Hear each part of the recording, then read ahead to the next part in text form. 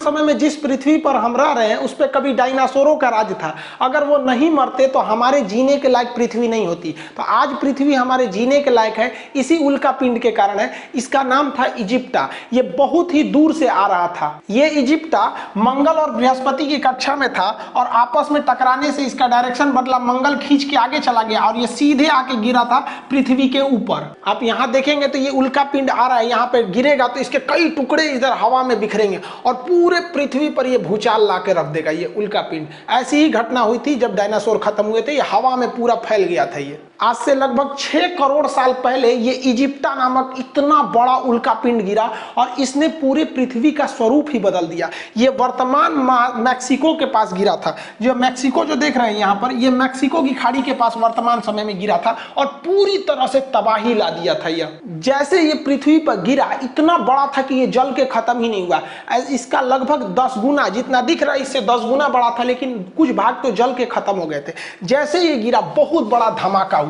इतना बड़ा धमाका था कि यह धमाका लगभग 20 हाइड्रोजन बम के बराबर था। सोचिए, एटम बम नहीं, हाइड्रोजन बम के बराबर यह धमाका था। और इस धमाके के कारण पृथ्वी का जो ऊपरी परत था वो विस्फोट करके उड़ गया। अब आप बताइए, कोई बिल्डिंग उड़ती है तो उसके तो ईंट पत्थर पूरे स्टोन भी बिखर जाते हैं और इसके पत्थर वगैरह हवा में उड़ गए। और जब ये हवा में उड़े तो जब वापस आए तो वो इतनी स्पीड में आए, उसका टेम्परेचर इतना ज्यादा हो गया था कि जो उड़ने वाले डायनासोर थे उनको तो वो हवा में ही मार दिया। और यहाँ का टेम्परेचर हो गया 200 डिग्री सेल्सियस। और इस एरिया के जितने डायनासोर थे, यहाँ के एरिया के, वो सारे डायनासोर मारे गए। लेकिन ये तबाही का केवल एक ट्रेलर था। असली तबाही तो इसके बाद शुरू हुई। इतना भीषण धमाका के बाद लगभग 10 तीव्रता का पृथ्वी पर भूकंप आया दूसरे साइड में। और पृथ्वी के इतिहास में ये अब तक का सबसे भीषण भूकंप था। इतना भयानक भूकंप से पृथ्वी पर चहल पहल, जितनी भी बड़े बड़े जीव जंतु थे ये भूकंप के शिकार हुए और दब के मर गए।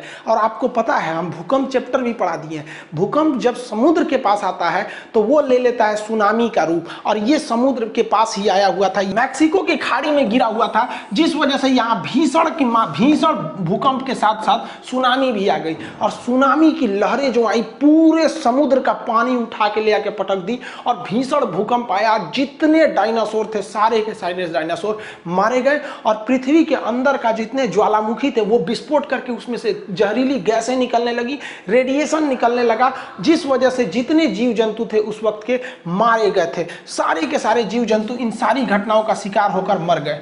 जो बच गए थे बड़े जीव जंतु वो भूखमरी से मर गए, क्योंकि पृथ्वी पर अब खाने के लिए कुछ बचा ही नहीं था। बचे तो केवल छोटे जीव जंतु जैसे चूहे वगैरह, जो कहीं छुप के बैठ सकते थे, थोड़ा बहुत खा के जी सकते थे। और उसके बाद धीरे धीरे मानव का आगे विकास हुआ। जब